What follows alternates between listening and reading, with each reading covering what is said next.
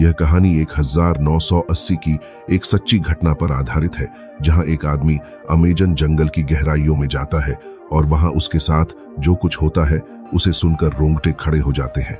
कहानी की शुरुआत यूसी गिन नाम के एक इजरायली युवक से होती है। यूसी को ट्रैवल करना बेहद पसंद है और इसीलिए वह बोलीविया आता है। उसका सपना है अमेजन फॉरेस्ट के दिल तक पहुंचना। यह दुनिया का सबसे बड़ा और सबसे घना जंगल है। अपने सफर के दौरान यूसी एक नाव से नदी पार कर रहा होता है। इसी नाव में उसकी मुलाकात मार्कस नाम के एक आदमी से होती है। मार्कस भी एक ट्रैवलर है और प्रोफेशन से एक टीचर है। नाव पर ही मार्कस को अपना एक पुराना दोस्त मिलता है जिसका नाम केविन है। केविन एक फोटोग्राफर और ट्रैवलर है जो लगभग पूरा साउथ अमेरिका घूम चुका है। मार्कस यूसी की मुलाकात केविन से करवाता है। अगले दिन जब यूसी मार्केट में घूम रहा होता है, तभी पीछे से एक आदमी उसे आवाज लगाता है। वह पूछता है कि क्या तुम अमेरिकन हो? यूसी कहता है, नहीं, मैं इजरायली हूं। इसके बाद दोनों के बीच बातचीत होती है। वह आदमी यूसी को बताता है कि जंगल की गहराइयों में अभी भी ऐसे आदिवासी हैं जिन्हें दुनिया के बारे में कुछ भी नहीं पता और ना ही दुनिया ने उन्हें कभी देखा है। यह एक हिडन वर्ल्ड है। अगर तुम चाहो तो मैं तुम्हें वहां तक ले जा सकता हूं। वह अजनबी यूसी को अपनी एक फोटो भी दिखाता है जिसमें वह उन आदिवासियों के साथ खड़ा होता है। यह देखकर यूसी को यकीन हो जाता है कि यह सच बोल रहा है। यूसी वापस आता है और यह बात मार्कस और केविन को बताता है। वह कहता है कि हम एक ऐसी दुनिया देख सकते हैं जिसे आज से पहले किसी ने नहीं देखा। मार्कस कहता है कि तुम उस अजनबी की बातों पर कैसे विश्वास कर सकते हो? जिन आदिवासियों के बारे में किसी को नहीं पता, उसे कैसे पता चला? वह वहां क्या करने गया था? यूसी बताता है कि वह आदमी वहां सोना ढूंढने के लिए गया था। वहां नदी में बहुत सोना है। उसने कहा कि जब हम वहां से वापस आएंगे तो सबकी जेबें सोने से भारी होंगी। लेकिन केविन और मार्कस उसकी बातों से कन्विंस नहीं होते। फिर भी यूसी उन्हें कहता है कि एक बार उस आदमी से मिल लो। अगले दिन ये तीनों उस अजनबी से मिलते हैं। वह इन तीनों को मना लेता है और अब ये चारों उस सफर पर जाने के लिए तैयार हो जाते हैं। इनका सफर बहुत लंबा है, इसलिए जाने से पहले ये तैयारी करना शुरू करते हैं। बहुत सारी शॉपिंग करते हैं। एक दुकान के बाहर ये तीनों अमेजन का मैप देख रहे होते हैं। तभी वह स्ट्रेंजर, जिसका नाम कार्ल है, जो इन्हें अपने साथ जंगल में उन अनदेखे आदिवासियों से मिलवाने के लिए ले जाएगा, वह इनके पास आता है। वह कहता है कि जंगल के बारे में इस मैप में कुछ भी सही नहीं दिया गया। जंगल में हमेशा नदी को फॉलो करो। जंगल में सबसे अच्छी दोस्त तुम्हारी सिर्फ नदी है। अगले दिन ये चारों अपने सफर पर निकल जाते हैं। पूरा दिन सफर करने के बाद रात को ये एक जगह रुकते हैं। वहां कार्ल बताता है कि दरअसल हम जिन लोगों से मिलने वाले हैं, उन आदिवासियों से मिलकर हमें ऐसा लगेगा कि वे पुराने युग में यानी स्टोन एज में जी रहे हैं। लेकिन वे बहुत स्मार्ट हैं। वे हमसे बहुत आगे हैं। वे जिंदगी की सच्चाई को जानते हैं और उन्हें हमारी दुनिया से कुछ भी नहीं चाहिए। अगले दिन ये आगे का सफर तय करते हैं। कार्ल कहता है कि बारिश होने वाली है। केविन हैरान होता है क्योंकि आसमान में तो एक भी बादल नहीं है। लेकिन कुछ ही देर बाद बारिश होना शुरू हो जाती है और ये एक जगह आसरा ले लेते हैं। कार्ल इन तीनों से कहता है कि कल तुम्हें मैं असली खाना खिलाऊंगा क्योंकि हम एक गांव तक पहुंचने वाले हैं। अगली सुबह एक लंबा सफर तय करने के बाद ये उस गांव तक पहुंच जाते हैं जहां कार्ल को सब जानते हैं। इन्हें देखकर वहां के सारे गांव वाले खुश हो जाते हैं। ये पूरी रात वहीं गुजारते हैं। एक रात गुजारने के बाद ये चारों अब उस गांव की ओर बढ़ जाते हैं जो इस दुनिया से छुपा हुआ है, जिसके बारे में कोई भी नहीं जानता। जब नदी आती है तो कार्ल यूसी को वहां से सोने का एक टुकड़ा ढूंढ कर दिखाता है। यह देखकर सब खुश हो जाते हैं। दरअसल ये खुश इसलिए होते हैं क्योंकि अब इन्हें लगता है कि कार्ल बिल्कुल सच बोल रहा है। लेकिन इन्हें नहीं पता था कि इनका जंगल का सफर इतना मुश्किल होने वाला है। इन्हें चलते हुए कई दिन हो चुके हैं और अभी भी इन्हें जिस जगह पर पहुंचना है वह यहां से 3-4 दिन की दूरी पर है। मार्कस के पैर पूरी तरह से जख्मी हो जाते हैं। वह आगे का सफर तय नहीं कर सकता, इसलिए यहां इन्हें रुकना पड़ता है। कार्ल इन तीनों से कहता है कि मैं यहां से आगे का सफर अकेले तय करता हूं। मैं उस गांव तक पहुंच जाता हूं और उसके बाद मैं वहां से कुछ लोगों को लेकर यहां आऊंगा और तुम्हें अपने साथ ले जाऊंगा। लेकिन केविन ऐसा करने से मना कर देता है। वह कहता है कि तुम हमें अकेला छोड़कर यहां नहीं जाओगे क्योंकि जंगल बहुत घना हो चुका है और हमें वापस जाने का रास्ता नहीं पता। केविन कहता है कि क्यों ना हम एक राफ्ट बनाएं और नदी से होते हुए आगे का सफर तय करें। हालांकि कार्ल ऐसा नहीं चाहता, लेकिन लोग कहते हैं कि इसके अलावा हमारे पास कोई भी रास्ता नहीं है। अब ये तय करते हैं कि ये नदी के सहारे आगे जाएंगे। ये चारों मिलकर राफ्ट बनाना शुरू कर देते हैं। इसके लिए लकड़ियां लाते हैं और उन्हें एक साथ बांधकर एक राफ्ट यानी लकड़ी का एक बहुत बड़ा बेड़ा बनाते हैं। उसके ऊपर ये अपना सारा सामान रखते हैं। अब ये चारों उस राफ्ट पर बैठकर नदी से आगे का सफर तय करते हैं, लेकिन यह सफर इतना आसान नहीं होता। सुबह तक जो नदी पूरी तरह शांत थी, शाम होते होते एक लंबा सफर तय करने के बाद वह नदी अब पूरे उफान पर है। इन चारों को राफ्ट में बहुत प्रॉब्लम हो रही होती है, इसलिए कार्ल कहता है कि हमें साइड में राफ्ट को रोकना होगा, लेकिन केविन ऐसा नहीं करना चाहता। वह कहता है कि हमें नदी के साथ बहते रहना होगा। इसी बात पर इन दोनों के बीच आर्गुमेंट होना शुरू हो जाता है, लेकिन सबको कार्ल की बात माननी पड़ती है क्योंकि वह इस जंगल को ज्यादा अच्छे से जानता है, इसलिए साइड में अपनी राफ्ट को रोक देते हैं। कार्ल कहता है कि मैं जंगल से कुछ खाने का इंतजाम करके आता हूं और जंगल में चला जाता है। केविन यूसी से कहता है कि मुझे लगता है कि कार्ल को तैरना नहीं आता, इसलिए वह राफ्ट से आगे का सफर तय नहीं करना चाहता। अगली सुबह होता भी यही है। जब ये तीनों राफ्ट की तरफ जा रहे होते हैं तो कार्ल उस राफ्ट में जाने से मना कर देता है। वह कहता है कि मैं मछलियों का खाना नहीं बनना चाहता, मैं पैदल ही अपने आगे का सफर तय करूंगा और तुम्हें वहां मिलूंगा जहां पर हमें जाना है। दरअसल मैप में इनके पास एक लोकेशन होती है जहां इन्हें पहुंचना है, लेकिन केविन अब पैदल नहीं जाना चाहता। उसे लगता है कि राफ्ट का सफर सबसे सुरक्षित है और वह कहता है कि मैं राफ्ट से ही जाऊंगा। यूसी और केविन डिसाइड करते हैं कि हम तीनों में से एक कार्ल के साथ जाएगा और 2 राफ्ट से जाएंगे। जब यूसी मार्कस को यह बात बताता है तो मार्कस कहता है कि मैं कार्ल के साथ जाऊंगा क्योंकि अब उसके पैर ठीक हैं। अब तय होता है कि केविन और यूसी राफ्ट से जाएंगे और कार्ल और मार्कस अपना सफर पैदल ही तय करेंगे। मार्कस उन सबको हाथ हिलाकर अलविदा कहता है और वह कार्ल के साथ अपना सफर तय करता है। यहाँ ये दोनों राफ्ट से अपने आगे का सफर तय करते हैं, लेकिन नदी एक बार फिर से बहुत खतरनाक हो जाती है। इन्हें नदी में अपनी राफ्ट को नियंत्रण में रखने में बहुत दिक्कत हो रही होती है। इनकी राफ्ट एक पत्थर के साथ अटक जाती है क्योंकि पानी का बहाव यहाँ बहुत तेज होता है। ये दोनों राफ्ट को छोड़कर किनारे पर नहीं जा सकते क्योंकि राफ्ट के साथ इनका सारा सामान बंधा हुआ है। इसलिए केविन यूसी से कहता है कि मैं किनारे पर जा रहा हूं और जल्दी से मैं तुम्हें ऊपर खींच लूंगा। केविन किसी तरह से किनारे तक पहुंच जाता है और अब वह यूसी को भी ऊपर खींचना चाहता है, लेकिन इससे पहले कि वह यूसी तक पहुंचता, यूसी पानी में गिर जाता है। बहाव इतना तेज होता है कि वह यूसी को यहां से बहुत दूर तक अपने साथ बहा कर ले जाता है।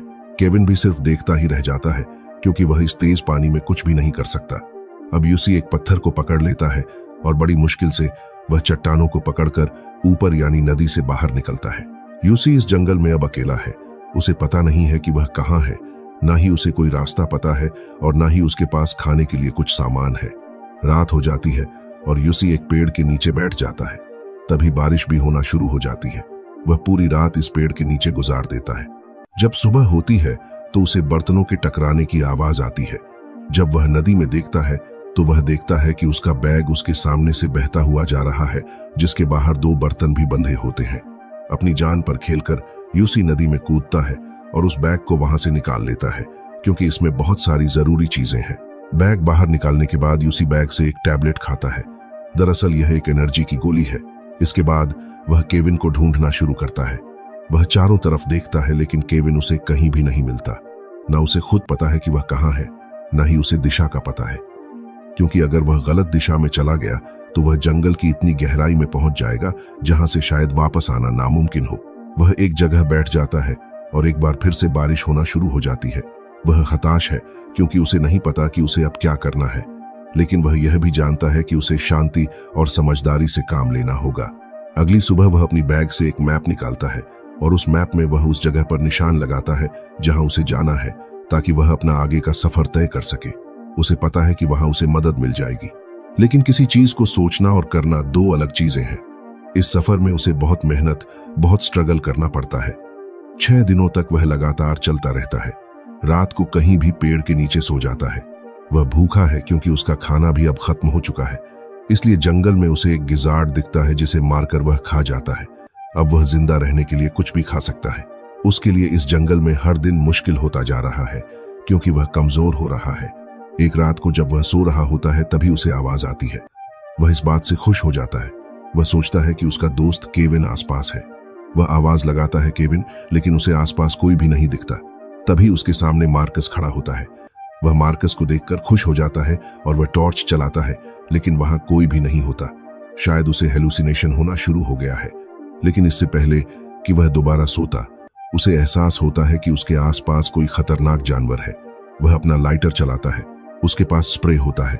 स्प्रे को वह आग के ऊपर रखता है और वह आग उस जानवर की तरफ जाती है, जिससे वह जानवर वहां से भाग जाता है।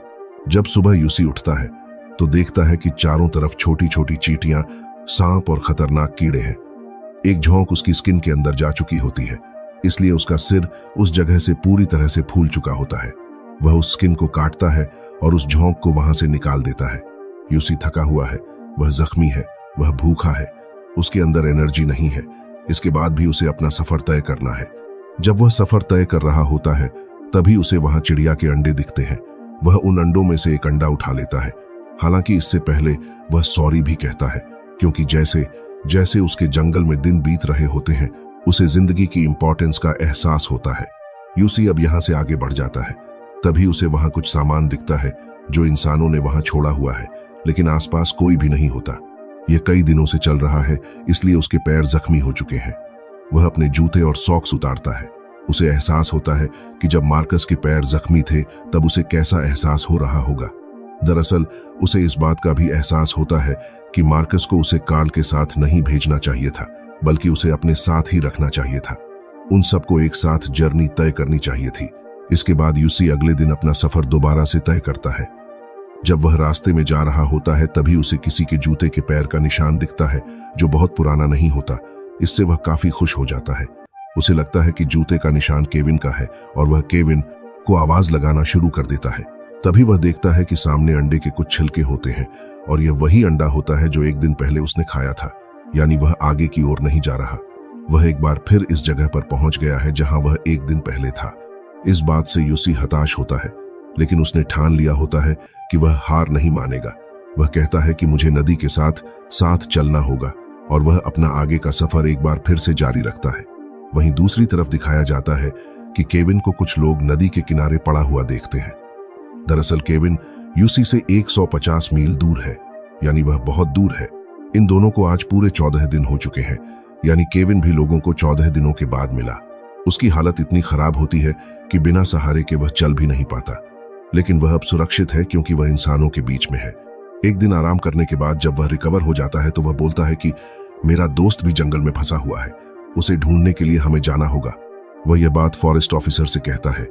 वह केविन को कहता है कि यह सब करना बेकार है क्योंकि अब तक वह जिंदा नहीं बचा होगा। तुम जिंदा बच गए, यह अपने आप में एक चमत्कार है। लेकिन केविन किसी न किसी तरह से फॉरेस्ट ऑफिसर को मना लेता है। अब केविन हेलीकॉप्टर से यूसी को ढूंढने के लिए जाता है। जब यूसी जंगल में सफर तय कर रहा होता है तभी उसे हेलीकॉप्टर दिखता है। वह हेलीकॉप्टर को देखकर बहुत खुश हो जाता है। उसके पास एक लाल रंग का बहुत बड़ा कपड़ा होता है। वह उसे हिलाता भी है, लेकिन हेलीकॉप्टर इतना ऊपर है कि वह नीचे घने जंगल में यूसी को नहीं देख पाता और वह वहां से आगे निकल जाता है। यूसी को इस बात से बहुत डिसअपॉइंटमेंट होता है। वह पूरी तरह से टूट जाता है क्योंकि वह समझ चुका था कि हो ना हो यह हेलीकॉप्टर उसे ढूंढने के लिए आया है। वहां केविन भी इस बात से हताश हो जाता है कि उसे यूसी नहीं मिला, लेकिन उसे पूरा विश्वास है कि वह जिंदा है। वह फॉरेस्ट ऑफिसर से बोलता है कि हमें उसे दोबारा ढूंढने जाना होगा। ऑफिसर बोलता है कि जितना तुम कर सकते थे तुम कर चुके हो, लेकिन केविन हार नहीं मानना चाहता। वह अपनी पूरी कोशिश करना चाहता है। यहीं पर एक आदमी होता है जिसके पास नाव होती है। केविन उससे बोलता है कि तुम्हें मेरा साथ देना होगा, मुझे तुम्हारी मदद की जरूरत है क्योंकि इस नदी को तुमसे अच्छा कोई भी नहीं जानता। लेकिन वह मदद करने के लिए मना कर देता है। वह कहता है कि तुम्हारे दोस्त को हुए पूरे 17 दिन हो चुके हैं और 17 दिन तक इस जंगल में कोई भी सरवाइव नहीं कर सकता। केविन कहता है कि मैंने जिंदगी में कभी भी किसी के आगे हाथ नहीं फैलाए, लेकिन मैं तुमसे मदद की भीख मांगता हूँ। वह आदमी केविन के जज्बे को देखकर उसकी मदद करने के लिए तैयार हो जाता है। वहीं जंगल में दिखाया जाता है कि यूसी पूरी तरह से टूट चुका है। जब वह पूरी तरह से हताश हो चुका होता है तभी वहां उसे एक लड़की दिखती है। यह एक आदिवासी लड़की है। उसे देखकर वह पूरी तरह से हैरान हो जाता है क्योंकि उसने इतने दिनों बाद पहली बार किसी इंसान को देखा है। लेकिन यह लड़की इंग्लिश नहीं बोल सकती, यानी ये दोनों बातें नहीं कर सकते। साथ ही यह लड़की बहुत डरी हुई होती है। लेकिन यूसी उससे कहता है कि तुम्हें मुझसे डरने की जरूरत नहीं है, मैं तुम्हारी सुरक्षा करूंगा। उस लड़की को धीरे धीरे यूसी पर विश्वास हो जाता है। यूसी उसे सोने के लिए अपना ब्लैंकेट भी देता है ताकि वह अच्छे से सो सके। खुद वह पूरी रात पेड़ के नीचे बैठा रहता है। उसके दिल में एक सेटिस्फैक्शन है कि कम से कम उसके साथ अब कोई इंसान तो है। अगले दिन वह अपना सफर इस आदिवासी लड़की के साथ तय करता है। वह उससे बहुत सारी बातें करता है। हालांकि वह लड़की उसकी बातें नहीं समझ पाती, लेकिन अब उसके पास कोई तो है जिससे वह अपनी बातें कर सकता है। उसे खाने के लिए कुछ चीज मिलती है, लेकिन वह लड़की मना कर देती है। वह कहती है कि इसे मत खाओ, यह सड़ा हुआ है, लेकिन वह कहता है कि मैं भूखा हूं, मुझे चोट लगी हुई है और मुझे अपनी जिंदगी बचाने के लिए ऐसा करना पड़ेगा। रात हो जाती है और यूसी उस लड़की से कहता है कि तुम मेरे पास आ जाओ, तुम्हें मुझसे डरने की जरूरत नहीं है, ईश्वर हमारे साथ है। वह उस लड़की को अपने हाथ के ऊपर सुला देता है और वह उसके कंधे पर हाथ रखकर उसे दिलासा दे रहा होता है कि ईश्वर हमारी रक्षा करेगा। लेकिन अगले पल वह देखता है कि उसके सामने कोई लड़की नहीं होती, बल्कि उसका हाथ जमीन पर होता है। दरअसल यह उसका सिर्फ एक सपना था। उसे सपने में वह एक लड़की के साथ चल रहा था। यानी इतने दिनों से जंगल में अकेला रहने से यूसी की दिमागी हालत अब खराब होना शुरू हो गई है। साथ ही उसे अपने घर की भी याद आ रही होती है। यूसी धीरे धीरे आगे बढ़ रहा होता है क्योंकि वह किसी भी तरह से नदी के किनारे तक पहुंचना चाहता है। जब वह उस तरफ जा रहा होता है तो वह एक दलदल में गिर जाता है। जैसे वह हिलता है, वह और भी नीचे ढंसना शुरू हो जाता है। यूसी अपना दिमाग पूरी तरह से शांत करता है। यूसी बड़ी मुश्किल से एक पेड़ की टहनी को पकड़ता है और उससे अपने आप को खींचकर दलदल से बाहर निकाल लेता है। यूसी का बैग भी अब दलदल में रह चुका है। वह इतना थका हुआ है कि वह चल भी नहीं सकता। वह रेंगते हुए धीरे धीरे करके आगे बढ़ता है। उसका वेट पहले से आधा हो चुका है। वह बहुत कमजोर हो चुका है। वह देखता है कि एक टहनी पर बहुत सारी चींटियां होती हैं। वह अपनी पैंट को पूरी तरह से टाइट कर लेता है और वहां जो खतरनाक चींटियां होती हैं, जिनके डंक से इंसान तड़प जाता है, वह उन सभी चींटियों को अपने शरीर के ऊपर डाल लेता है। जैसे ही वह चींटियां उसे डंक मारना शुरू करती हैं, उसके खून में एक रफ्तार आ जाती है। दर्द से वह भागना शुरू कर देता है। उसे यहाँ हेलुसिनेशन भी होना शुरू हो जाते हैं। उसे वह सब लोग दिख रहे होते हैं जो उसकी जिंदगी में होते हैं। वह मार्कस को देखता है। वह उस लड़की को भी देखता है जो जंगल में उसे दिखी थी। उसे केविन, अपने घर वाले सब दिख रहे होते हैं। हर तरफ से आवाज आ रही होती है कि तुम हार नहीं मान सकते, तुम आगे बढ़ते रहो। यूसी भागता हुआ किसी तरह से नदी के किनारे पहुंच जाता है। वहां पहुंचकर वह जमीन पर गिर जाता है। बड़ी मुश्किल से वह बड़ी बड़ी लकड़ियां लाता है और एसओएस का साइन बनाता है ताकि ऊपर से अगर कोई हेलीकॉप्टर गुजरे तो इस साइन को देखकर वह समझ जाए कि यूसी यहाँ नीचे है। तभी वहां एक कछुआ आता है। यूसी एक पत्थर उठा लेता है ताकि वह उसे मारकर खा ले, लेकिन वह उसे नहीं मारता। अगली सुबह दिखाया जाता है कि उसका दोस्त केविन चारों तरफ ढूंढ रहा होता है। वह इसी किनारे पर पहुंच जाता है जहां लकड़ियों से यूसी ने एसओएस लिखा है, लेकिन केविन उस साइन को नहीं देख पाता। वह चारों तरफ देखता है, लेकिन यूसी यहाँ कहीं भी नहीं होता।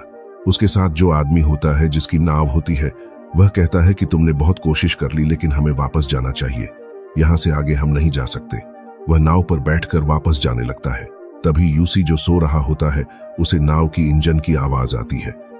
जब वह बड़ी मुश्किल से उठकर देखता है तो वह देखता है कि केविन उसे ढूंढने के लिए यहाँ आया था, लेकिन अब वह जा रहा है। वह बहुत मुश्किल से खड़ा होता है। उसके अंदर इतनी हिम्मत नहीं होती कि वह केविन को आवाज लगा सके। उसके हाथ से एक बार फिर से अपनी जिंदगी को बचाने का मौका निकल रहा होता है, लेकिन तभी केविन देख लेता है कि वहां यूसी खड़ा है। वह जल्दी से नाव के साथ वापस आता है और वह यूसी को अपनी गले लगा लेता है। यूसी को जिंदा पाकर वह बहुत खुश होता है। हालांकि इनकी दोस्ती बहुत लंबी नहीं थी, लेकिन इनके बीच में एक बहुत गहरा रिश्ता था। इसीलिए केविन ने कभी हार नहीं मानी और वह यूसी को ढूंढता रहा। यूसी को लेकर वापस वह उस जगह पर आ जाता है जहां इंसान रहते हैं। वहां यूसी को जिंदा देखकर सब हैरान हो जाते हैं। केविन का विश्वास और यूसी के जिंदा रहने के जज्बे ने उसे जिंदा रखा। इस तरह से यूसी की जिंदगी बच जाती है। अंत में हमें यह बताया जाता है कि कार्ल और मार्कस का कभी भी पता नहीं चला। हालांकि केविन ने उन्हें कई हफ्तों तक ढूंढा भी, लेकिन उनका कभी कोई सुराग नहीं मिला। बाद में यह पता चला कि गवर्नमेंट को कार्ल की तलाश थी। इससे पहले भी वह ट्रैवलर्स को इस तरह से ले गया था। कार्ल ने जिन ट्राइब्स के बारे में, जिन आदिवासियों के बारे में बताया था, इस तरह के कभी कोई आदिवासी नहीं थे। आज तक किसी को यह नहीं पता चला कि कार्ल ने यूसी को क्यों चुना था, क्यों वह इन सबको जंगल के अंदर यात्रा पर ले गया। उम्मीद करते हैं कि यह कहानी आपको पसंद आई होगी।